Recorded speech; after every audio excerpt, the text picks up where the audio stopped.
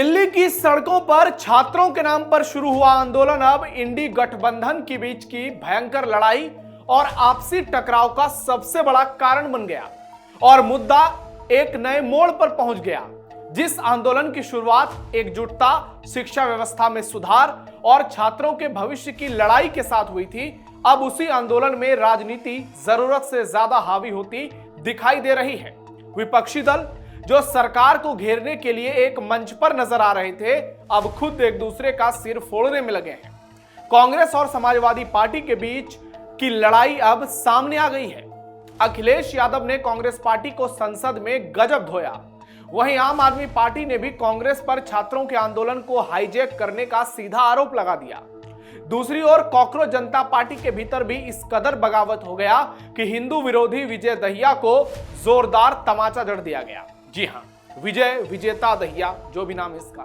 ऐसे में बड़ा सवाल यही है कि क्या आंदोलन अपने मूल मुद्दे से भटक गया है या फिर राहुल गांधी ने इसे कांग्रेस पार्टी का एजेंडा बना लिया और अपनी सहयोगी पार्टियों को झुंझुना थमा दिया। और यही यूपी चुनाव से पहले इंडी गठबंधन की बर्बादी का टर्निंग पॉइंट होगा। नमस्कार, टर्निंग पॉइंट देख रहे हैं आप, मैं हूं नवेंदु और आज के इस वीडियो में आपको बताऊंगा कैसे इंडी गठबंधन की एक बहुत बड़ी प्लानिंग फेल हो गई। आपसी टकराव के चलते प्रदर्शन एक नए ही मोड़ पर जाता हुआ नजर आ रहा है, जिसका इंपैक्ट यूपी चुनाव तक नजर आएगा। दिल्ली प्रदर्शन में विपक्ष को बड़ा झटका। यूपी चुनाव से पहले खतरे में इंडी गठबंधन। अखिलेश का राहुल गांधी पर बड़ा आरोप। भटक गया आंदोलन का मुद्दा, मचा बवाल। कांग्रेस और सपा के बीच की लड़ाई अब सामने आ गई है। अखिलेश यादव ने देश की संसद में राहुल गांधी पर बीजेपी से डील करने तक का गंभीर आरोप लगाया। अखिलेश ने कहा कि कांग्रेस और सरकार के बीच डील हो गई है। अध्यक्ष महोदय, ये मुद्दा कांग्रेस, समाजवादी पार्टी, बीजेपी का नहीं है। ये मुद्दा युवाओं और छात्र नौजवानों का है। आपने इनको बुलवा दिया, क्या समझौता कर लिया आपने? क्या आपने क्यों नहीं बोलने दिया हमें? अध्यक्ष आपको मैंने बोलने के लिए कहा, एक मिनट प्लीज। नहीं, आपने समझौता क्यों कर लिया फिर? अखिलेश जी नहीं, छात्र नौजवान क्या केवल? अखिलेश जी एक मिनट। नहीं अध्यक्ष महोदय, ये पक्ष ठीक नहीं है अध्यक्ष महोदय। ये युवा, छात्र, नौजवान, हम सब के हैं, हम सब लड़ रहे हैं उनके लिए, हम सब लड़ रहे हैं उनके लिए। जब छात्रों की नहीं सुनी जाएगी तो सड़कों पे आएंगे। और जो सरकार ने व्यवहार किया है, इस्तीफा तो क्या है? इस्तीफा तो जब चाहेंगे तब मंत्री ले लेंगे, सदन के बाद ले लेंगे। लेकिन सवाल ये, जो छात्रों के साथ व्यवहार हुआ है, उनके हाथ तोड़े, सर तोड़ा, उनके कपड़े फाड़े, क्या बेटियों के कपड़े फाड़ेंगे आप? हम और राहुल नहीं थे। अध्यक्ष महोदय, हम मजबूरी में गए हैं प्रधानमंत्री के आवास पर। अगर आप सुन लेते हैं यहाँ पर तो हम नहीं जाते। क्या प्रधानमंत्री स्टेटमेंट नहीं दे सकते हैं? युवाओं के लिए आप बाहर बोल सकते हैं, सदन में क्यों नहीं बोल सकते हैं आप? संसद में बयानबाजी से पहले राहुल अखिलेश एक साथ नजर आए। बंद कमरे में मीटिंग भी हुई दोनों की, लेकिन 24 घंटे के भीतर ही दोनों दलों के बीच तालमेल की कमी सामने आ गई। संसद में अखिलेश यादव के रुख से साफ पता चल गया कि कांग्रेस के रुख से वो सहज नहीं थे। दरअसल नीट पेपर लीक को लेकर अखिलेश यादव अपनी बात कहना चाह रहे थे, लेकिन स्पीकर ने कांग्रेस के केसी वेणुगोपाल को बोलने के लिए समय दिया। फिर सरकार की ओर से जवाब देने के लिए संसदीय कार्य मंत्री किरण रिजिजू सामने आए, जिससे अखिलेश यादव नाराज हो गए और उनको ये बात नागवार गुजरी। अखिलेश यादव ने हेडफोन उतारकर अपनी नाराजगी दिखाई और सांसदों के साथ वापस जाने के लिए मुड़ने लगे। यह देखकर स्पीकर ने उन्हें टोका और कहा कि अखिलेश जी, आपने भी बोलने के लिए कहा था, आप भी बोलिए। इस पर अखिलेश यादव ने तंज कसते हुए कहा कि क्या बोले, आपने दोनों यानी सरकार और कांग्रेस को बोलने का मौका दिया, क्या समझौता हो गया है? बात यही नहीं रुकी। सदन की कार्यवाही स्थगित होने के बाद भी कांग्रेस सांसद और राहुल के करीबी केसी वेणुगोपाल और अखिलेश यादव के बीच बहस हो गई। वेणुगोपाल ने अखिलेश से पूछा कि इस्तीफे की मांग पर आपने जोर क्यों नहीं दिया, तो अखिलेश ने कहा कि इस्तीफे से ज्यादा जरूरी छात्रों का भविष्य है। जो आंदोलन के मुख्य मुद्दे हैं उन पर चर्चा बेहद जरूरी है। नीट पेपर लीक पर चर्चा जरूरी है, इस्तीफा तो कभी भी हो जाएगा। अखिलेश ने यह भी शिकायत की कि कांग्रेस के टॉप नेताओं ने दूसरे विपक्षी दलों को बिना बताए, बिना उनको भरोसे में लिए कल पीएम आवास के बाहर धरने पर जाने का फैसला क्यों किया, जबकि पीएम आवास के बाहर भीड़ लेकर तो अखिलेश ही पहुंचे थे। दरअसल अखिलेश छात्रों पर लाठीचार्ज के मामले में चर्चा पहले चाह रहे थे, जबकि मल्लिकार्जुन खड़गे पहले धर्मेंद्र प्रधान की इस्तीफे की मांग कर रहे थे। और इसके बाद चर्चे की बात कही थी। बता दें कि समाजवादी पार्टी लगातार जंतर मंतर पर सीजेपी के प्रोटेस्ट को समर्थन दे रही है, जबकि कांग्रेस ने पहले इससे दूरी बनाई थी। डिंपल यादव समाजवादी पार्टी के कई सांसदों के साथ नजर आई थी। शुरुआत में कांग्रेस के कोई नेता नजर नहीं आए, लेकिन जब लोगों का हुजूम उमड़ा तो राहुल गांधी ने इसे हाईजैक कर लिया और इस कारण समाजवादी पार्टी नाराज हो गई, केजरीवाल नाराज हो गए और हर कोई राहुल गांधी पर बरस पड़ा। कांग्रेस राहुल पर अखिलेश यादव का तंज। हालांकि बाद में अखिलेश यादव ने इस मामले पर सफाई भी दी है। एक चैनल से बातचीत में उन्होंने कहा है कि अपनी बात कहने के लिए गुस्सा होना ही चाहिए। कांग्रेस द्वारा पहले धर्मेंद्र प्रधान का इस्तीफा मांगने पर अखिलेश ने कहा कि अभी पुलिस की जो बर्बरता है वो मेन मुद्दा है, इस्तीफा बाद में हो जाएगा।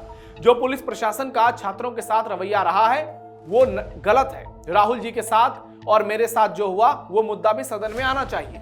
इस्तीफे के लिए तो पहले दिन से लोग रुके हुए हैं। सदन में बोलने का मौका न मिलने पर अखिलेश ने कहा कि कभी कभी फ्लोर कोऑर्डिनेशन में ऐसा हो जाता है, हम लोग बातचीत से रास्ता निकालेंगे। उन्होंने कहा कि अखिलेश नेताओं से बहस से भी उन्होंने इनकार कर दिया। कांग्रेस नेताओं से जो कमी होगी कहा कि उसको पूरी करेंगे। उन्होंने डील शब्द को स्पष्ट करते हुए कहा कि अगर मैं नहीं बोल पाऊं तो क्या मानूं, मैं किसको दोषी ठहराऊं, अपने साथी को या सरकार को। अखिलेश ने कहा था कि कांग्रेस बीजेपी में डील हो गई और इसके बाद वो सफाई दे रहे हैं कि मैं किस पर आरोप लगाऊं, सरकार पर या फिर विपक्ष पर। आंदोलन पर केजरीवाल राहुल में टकराव। सीजेपी का विजेता दहिया पर बड़ा एक्शन। आम आदमी पार्टी ने भी कांग्रेस और राहुल गांधी पर जमकर हमला बोला और कहा कि कांग्रेस और सरकार के बीच डील हो गई।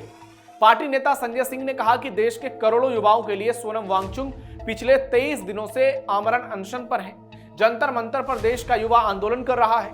20 जुलाई को युवाओं को बर्बरतापूर्वक पीटा गया। कांग्रेस 1 महीने से आंदोलन को गाली दे रही है। अब राहुल गांधी कह रहे हैं कि जंतर मंतर नहीं, हमारे धरने में शामिल हो। आखिर युवाओं के आंदोलन को क्यों कमजोर करना चाहती है कांग्रेस पार्टी, ये संजय सिंह पूछ रहे हैं। जंतर मंतर के आंदोलन में शामिल होने की अपील क्यों नहीं करती है कांग्रेस। उन्होंने कहा कि सीजेपी के धरने को कमजोर करने के लिए पीएम मोदी ने अपने आवास पर धरने पर उनको बिठा दिया। इसी बीच कॉकरोच जनता पार्टी में भी टूट हुई। कॉकरोच जनता पार्टी ने 21 जुलाई 2026 को अपने प्रवक्ता विजेता दहिया को सभी आधिकारिक पदों और जिम्मेदारियों से हटा दिया। इसका कारण एक वायरल वीडियो था जिसमें प्रदर्शन के दौरान पुलिस कार्रवाई और चलो संसद मार्च के समय उन्हें बर्गर खाते हुए दिखाया गया। सीजेपी ने इसे बहुत असंवेदनशील बताया। जब उनके साथी प्रदर्शनकारी पुलिस की लाठियां खा रहे थे, पथराव हो रहा था, हिरासत का सामना कर रहे थे, तब दहिया गायब थे और बर्गर खा रहे थे और इसी कारण वीडियो वायरल हो गया, जिस पर पार्टी आग बबूला हो गई और कहा गया कि यह सिद्धांतों और मूल्यों से मेल नहीं खाता। और प्रेमानंद जी पर जो वीडियो बना था उससे भी अभिजीत दीपके की छवि खराब हो रही थी, इसलिए फौरन दहिया को तमाचा जड़ा गया और पार्टी के सभी पदों से छुटकारा दे दिया गया। अब देखना यह होगा कि आगे चलकर कॉकरोच पार्टी किस दिशा में आगे बढ़ती है। यूपी चुनाव से पहले ही सपा कांग्रेस अलग। इंडी गठबंधन में बढ़ती खींचतान उत्तर प्रदेश की राजनीति के लिए बड़े खतरे का संकेत मानी जा रही है। संसद से लेकर सड़क तक समाजवादी पार्टी और कांग्रेस के बीच जिस तरह तालमेल की कमी दिखाई दे रही है, उसने विपक्षी एकता पर सवाल खड़े कर दिए हैं। लोकसभा के भीतर दोनों दलों के अलग अलग रुख और एक दूसरे पर तंज ये संकेत देते हैं कि यूपी विधानसभा चुनाव से पहले गठबंधन के भीतर सब कुछ सामान्य नहीं है।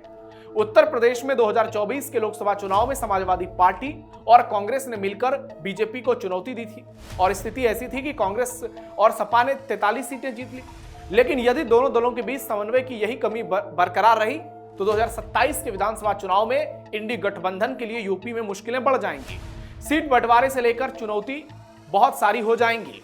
चुनावी रणनीति और संयुक्त प्रचार तक हर स्तर पर मतभेद गठबंधन को कमजोर कर देंगे। इसका सीधा फायदा बीजेपी को मिलेगा, जो पहले से ही विपक्ष की एकजुटता पर सवाल उठा रही है और योगी आदित्यनाथ का चेहरा पार्टी के साथ मजबूती से सबसे मुख्य मुद्दा बना हुआ है।